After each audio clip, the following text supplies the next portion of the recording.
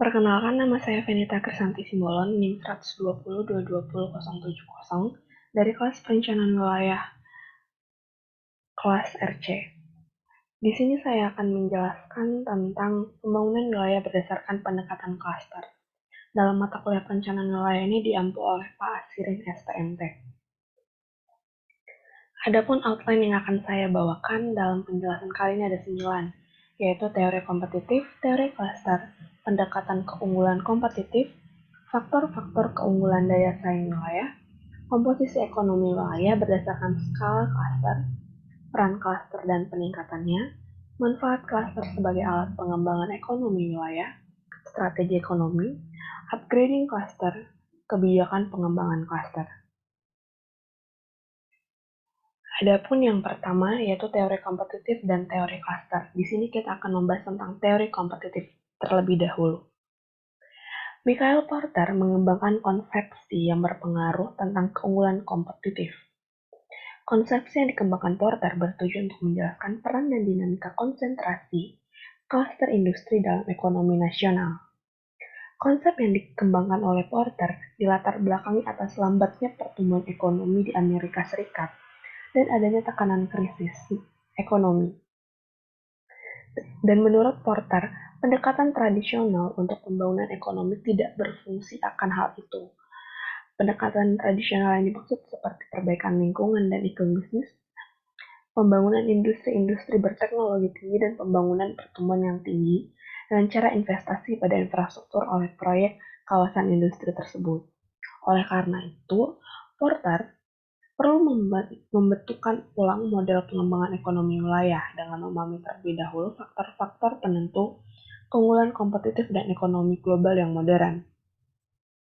Porter mengklaim cara pandang dengan kebijakan klaster merupakan cara pandang yang baru dibandingkan cara pandang yang lama yang fokus pada kebijakan industri, dan kebijakan industri tersebut dianggap melemahkan kompetisi sehingga melemahkan kemampuan produktivitas dan inovasi dari industri tersebut.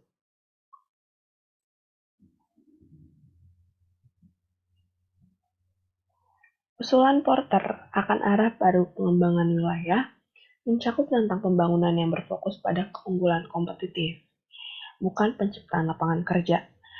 Yang kedua, pembangunan berbasis klaster yang mencerminkan inti dari pendorong terciptanya lapangan kerja dan upaya. Yang ketiga, pembangunan kekuatan yang ada saat ini dan potensial untuk dikembangkan. Yang keempat, pengembangan strategi pembangunan daripada daftar tindakan. Yang kelima, pembangunan dengan prioritas dan urutan. Dan yang terakhir, pembangunan berdasarkan data, bukan politik atau pemikiran penuh harapan semata.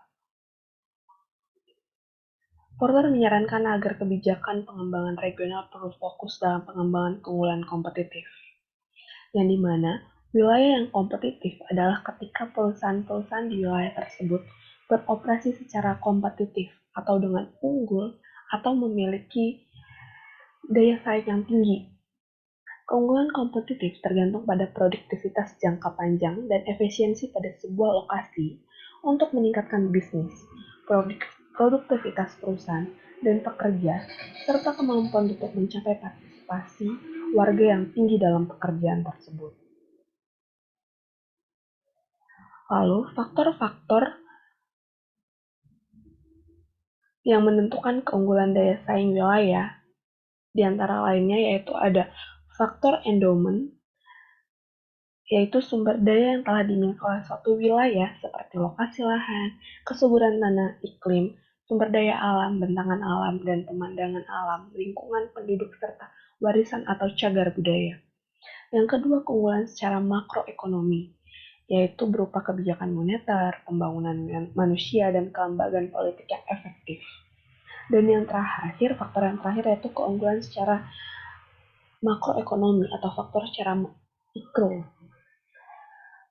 Contohnya seperti kualitas lingkungan, pengembangan klaster, kecanggihan strategi, dan operasional perusahaan.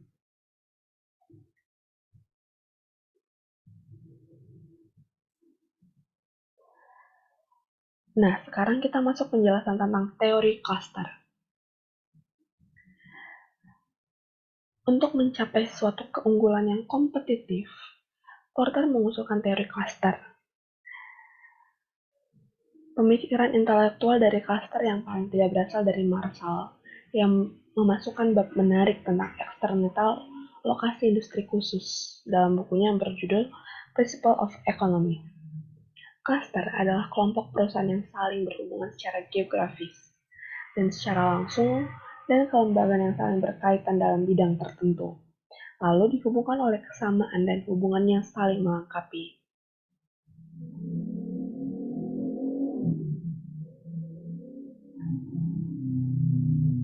Klaster termasuk di dalamnya meliputi klaster yang mencakup berbagai industri terkait dan entitas lain yang penting bagi persaingan. Contohnya pemasukan input, khususnya seperti komponen, pemesin, dan layanan serta penyedia infrastruktur khususnya. Klaster juga sering memperluas giliran ke saluran atau pelanggan dan secara lateral ke produsen produk atau perusahaan pelengkap yang terkait dengan keterampilan teknologi atau input secara umum. Nah, di dalam klaster juga ada lembaga pemerintah atau sejenisnya, misalnya seperti universitas, lembaga, pusat penelitian, penyediaan pelatihan kejuruan, asosiasi perdagangan, pendidikan, informasi, penelitian, dan dukungan teknis. Klaster juga termasuk asosiasi perdagangan dan badan kolektif lainnya yang melibatkan anggota klaster. Sehingga perusahaan asing yang melakukan investasi permanen juga dapat menjadi dan merupakan bagian dari klaster tersebut. Porter mencontohkan beberapa klaster antara lain klaster anggur di California, klaster industri Halayati di Massachusetts, klaster multimedia Manhattan, dan klaster multimedia di San Francisco. Klaster terjadi di banyak jenis industri dan di bidang yang lebih kecil, bahkan di beberapa industri lokal seperti restoran, dealer mobil, dan toko barang antik, dengan memperhatikan komponen-komponen dari klasternya tadi.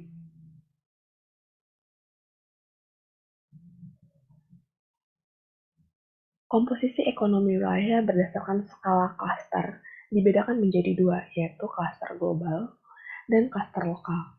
Adapun klaster global maksudnya yaitu melayani pasar nasional dan pasar global, sehingga mudah untuk memaparkan kompetisi dengan wilayah dan negara lain.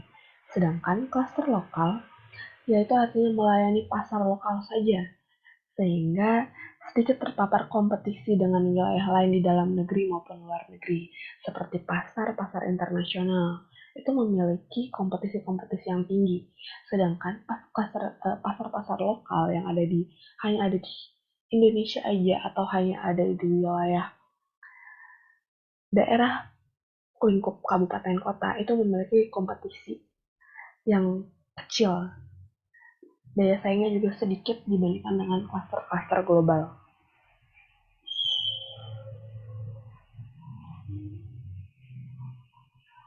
Klaster adalah manifestasi dari konsep Porter Dynamon yang diimplementasikan. Porter menemukan bukti peran klaster dalam pembangunan ekonomi. Porter menguji secara statistik di sampel banyak negara dan menemukan dukungan empiris untuk teori secara keseluruhan tentang hubungan antara lingkungan bisnis ekonomi mikro dan kemakmuran ekonomi nasional, khususnya untuk dampak klaster lokal pada pembangunan ekonomi, sehingga kehadiran klaster yang dikembangkan dengan baik memberikan manfaat yang kuat untuk produktivitas dan kapasitas untuk berinovasi yang sulit ditandingi oleh perusahaan yang berlokasi di tempat lain. Nah, pada slide ini, klaster mempengaruhi persaingan dalam 3 cara yang luas, mencerminkan dan memperkuat tentang Porter Dynamon, seperti yang ada di sebelah kiri, yaitu meningkatkan produktivitas. Produktivitas yang dimaksud adalah produktivitas yang saat ini dari perusahaan atau industri yang konstituen. Yang kedua, meningkatkan kapasitas serta klaster untuk inovasi dan pertumbuhan produktivitas. Dan yang terakhir, merangsang pembentukan bisnis baru yang mendukung inovasi dan memperluas klaster. Sehingga masing-masing dari 3 pengaruh klaster yang sebelah kiri bergantung pada tiga bagian yang ada di sebelah kanan, yaitu hubungan pribadi, komunikasi tatap muka, dan jaringan individu dan lembaga yang berinteraksi. Meskipun keberadaan klaster membuat hubungan seperti itu lebih mungkin untuk berkembang dan menjadi efektif, yang dimana artinya dari pengaruh klaster dan faktor dari persaingan ini membuat wilayah ekonomi tersebut berkembang dan menjadi lebih efektif ke depannya.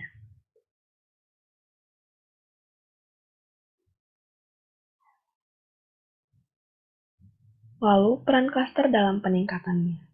Yang pertama, klaster dan produktivitas.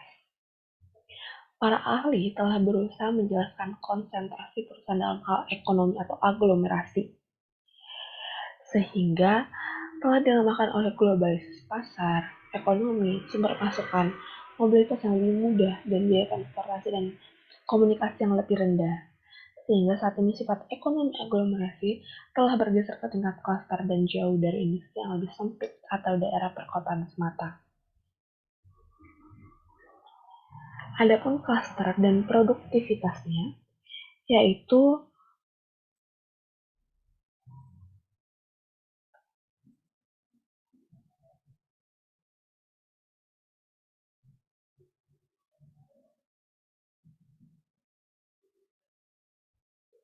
akses ke input dan karyawan khusus, akses ke informasi, akses ke institusi atau barang publik,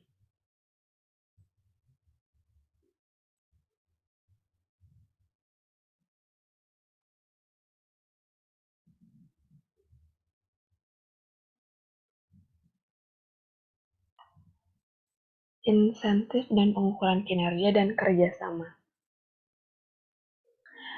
Akses ke input dan karyawan khusus maksudnya adalah lokasi dalam sebuah klaster dapat memberikan akses yang unggul atau lebih murah ke input, khususnya seperti komponen, mesin, layanan bisnis, dan personal dibandingkan integritas vertikal aliansi formal dengan retensi luar atau mengimpor input dari lokasi yang jauh. Kemudian dalam bentuk organisasi spasial yang dapat menjadi sarana secara in-hand lebih efektif dan efisien.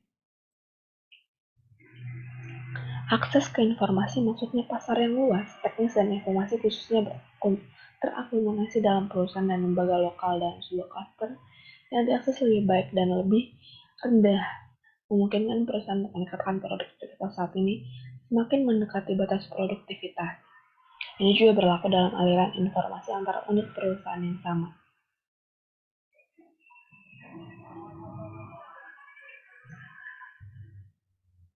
Sedangkan klaster dalam formasi bisnis baru itu terkuat dalam bujukan atau peluang.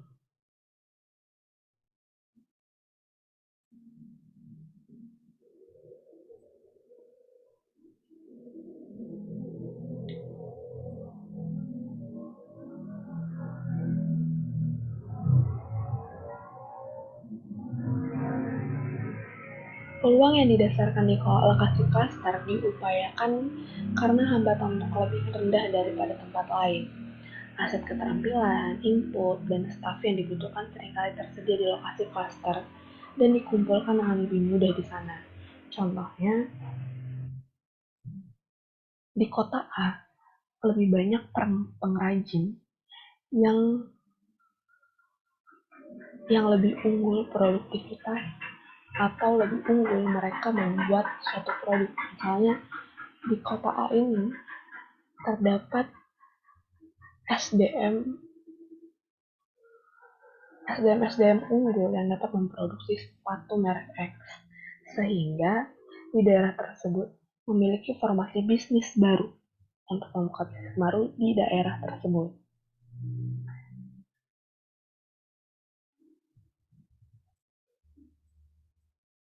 Dengan teori klaster ini, Porter menyarankan bahwa perdagangan internal di dalam negara adalah kekuatan yang utama untuk meningkatkan produktivitas seperti halnya perdagangan dengan negara-negara tetangga yang berdekatan.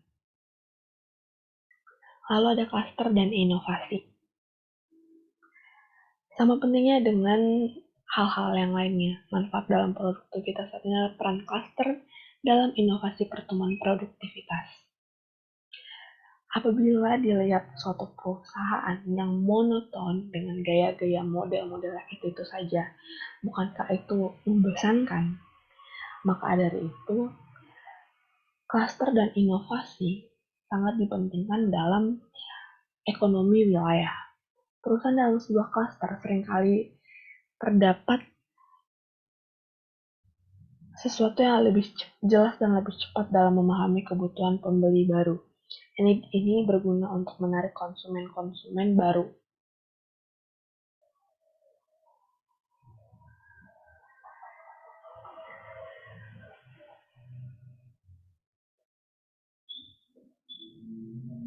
Nah, sehingga manfaat klaster sebagai alat pengembangan ekonomi wilayah yaitu meningkatkan keterkaitan dan limpahan untuk mendorong perkembangan ekonomi yang pesat, meningkatkan jumlah perusahaan terkait, dan meningkatkan efisiensi dan efektivitas kebijakan ekonomi tradisional. Lalu kita masuk ke bagian strategi ekonomi. Di sini terdapat definisi pembangunan regional dan kebijakan pembangunan regional dengan pendekatan keunggulan kompetitif. Pembangunan regional adalah peningkatan keunggulan kompetitif perusahaan. Klaster dan ekonomi nasional dalam pasar internasional. Porter mengusulkan strategi ekonomi karena pelajaran dari best practice, melainkan dari pemahaman atas kondisi dan potensi yang dimiliki suatu wilayah. Menurut Porter, strategi ekonomi untuk mencapai keunggulan kompetitif haruslah sesuai dengan kondisi dan potensi yang dimiliki wilayah. Perumusan strategi pembangunan regional menurut Porter sebagai berikut. Yang pertama, pengembangan keunggulan nilai-nilai wilayah. Yang kedua, pengembangan kekuatan yang unik yang dimiliki oleh wilayah tersebut. Yang ketiga, pembangunan untuk mencapai dan memelihara keseimbangan wilayah. Maka dari itu dapat ditentukan prioritas dan urutan pengembangan merupakan hal yang fundamental untuk pengembangan ekonomi wilayah. Pengembangan keunggulan nilai-nilai wilayah itu mencakup tentang apa keunikan keunggulan secara lokal, lokasi yang cocok untuk jenis aktivitas atau klasternya seperti apa, dan apa peranan wilayah dalam lingkup wilayah sekitar, negara, ataupun global. Sedangkan dalam pengembangan kekuatan untuk yang dimiliki, maksudnya elemen-elemen iklim dan lingkungan yang bisnis yang unik dan unggul dibandingkan dengan wilayah lain, non-lokal. Lalu, klaster apa yang saat ini dan klaster yang berpotensi muncul untuk dikembangkan melalui keunikan-keunikan yang dimiliki. Lalu, capaian untuk memelihara keseimbangan dengan wilayah sekitar, maksudnya kelemahan apa yang harus diatasi dalam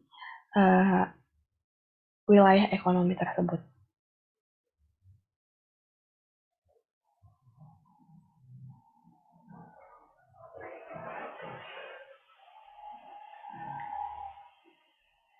Porter menyarankan cara pengembangan klaster yang dapat melibatkan peran pemerintah dan perusahaan swasta. Lalu di sini terdapat upgrading wilayah ekonomi melalui pemerintah ataupun melalui swasta. Melalui pemerintah perlu melakukan hal-hal sebagai berikut. Yang pertama, upayakan stabilitas makroekonomi dan politik. Yang kedua, tingkatkan kapasitas ekonomi mikro secara umum.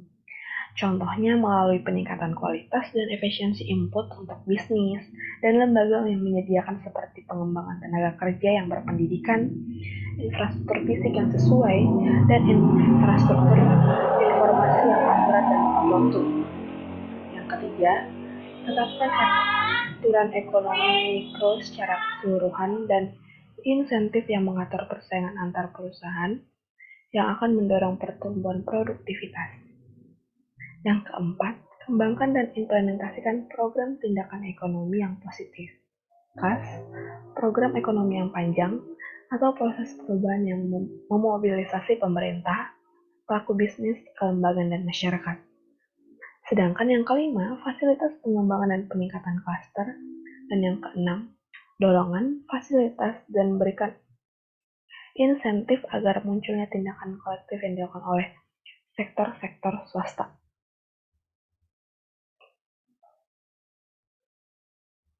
Nah, lalu selain dari pemerintah, harus ada upgrading dari pihak swasta.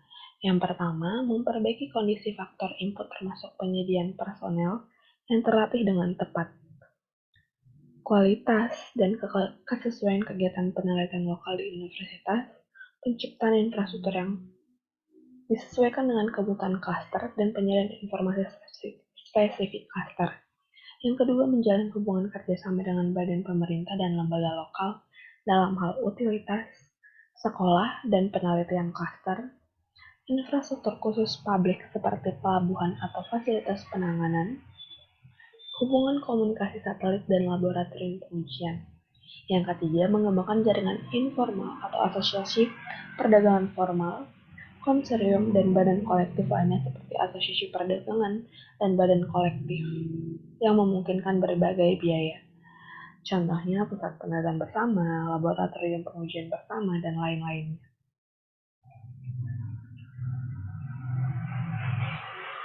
Lalu kita masuk ke bagian kebijakan ekonomi yang mendukung pengembangan klaster. Yang pertama, ada peningkatan daya tarik lingkungan dan ekobisnis. Maksudnya adalah investasi, pendidikan dan pelatihan tenaga kerja yang terampil, pembangunan infrastruktur sains dan teknologi. Ini maksudnya yang ada di universitas, pusat penelitian, ataupun transfer teknologi. Yang keempat, pencapaian standar kualitas dan lingkungan. Yang kelima, perlindungan sumber daya alam. Lalu pembangunan infrastruktur fisik pendukung spesialisasi wilayah, penyediaan informasi pasar, pengembangan promosi ekspor. Porter menekankan bahwa kebijakan klaster berbeda dengan kebijakan industri, yang sebelum-sebelumnya banyak dipakai oleh pemerintah dan dianggap oleh Porter sebagai kebijakan tradisional. Porter mengklaim kebijaksanaan klaster merupakan kebijakan dengan cara pandang baru. Dan menurut Porter, perbedaan kebijakan industri dan kebijakan klaster adalah sebagai berikut. Yang pertama, kebijakan industri yang bertumpu pada pandangan persaingan internasional, yang dimana berada industri menawarkan prospek penciptaan kekayaan yang lebih besar daripada yang lain. Dan industri yang diinginkan harus ditargetkan untuk mendapatkan dukungan. Lalu, kebijakan industri juga meliputi sesuatu yang dilihat secara keunggulan kompetitif yang sangat ditentukan oleh peningkatan pengembalian skala. Mengingat pentingnya skala, pemerintah harus memelihara industri-industri baru yang diprioritaskan hingga mencapai masa kritis melalui subsidi. Lalu, kebijakan industri juga meliputi sesuatu yang memusatkan keputusan intervensi di tingkat nasional. Sedangkan kebijakan klaster meliputi konsep klaster yang bertumpu pada pandangan yang lebih luas dan dinamis dari persaingan antar perusahaan dan lokasi. Contohnya pertumbuhan produktivitas, interkoneksi, dan limpahan dalam sebuah klaster yang seringkali lebih penting untuk pertumbuhan produktivitas daripada skala pertumbuhan individu.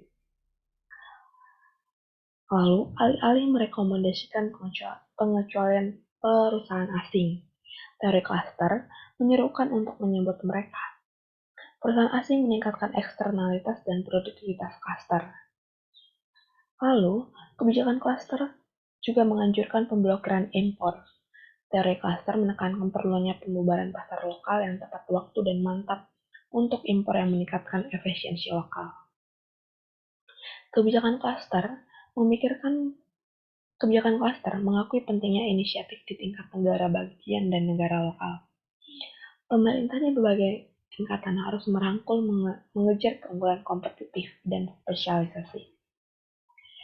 Kebijakan klaster berfokus pada penghilangan hambatan, melonggarkan kendala, dan menghilangkan inefisiensi terhadap produktivitas dan pertumbuhan produktivitas.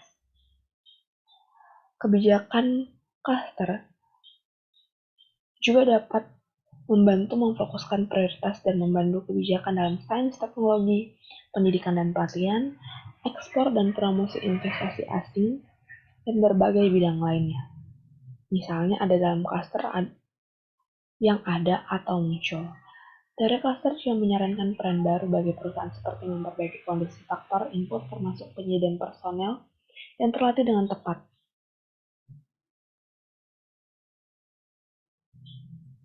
Porter menyajikan karakteristik umum seperti inisiatif cluster yang berhasil diantaranya adanya pemahaman tentang daya saing dan peran cluster dalam keunggulan kompetitif, bahwa daya saing berkaitan dengan produktivitas dan inovasi.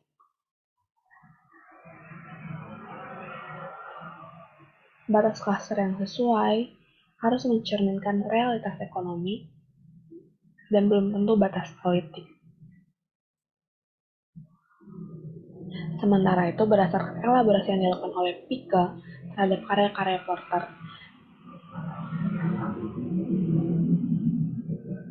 instrumen kebijakan pengembangan cluster untuk mencapai wilayah yang berdaya saing tinggi antara lain pengembangan inkubasi bisnis untuk bisnis pemula, penyediaan fasilitas dan jasa kolektif, pengembangan modal manusia, dukungan inovasi.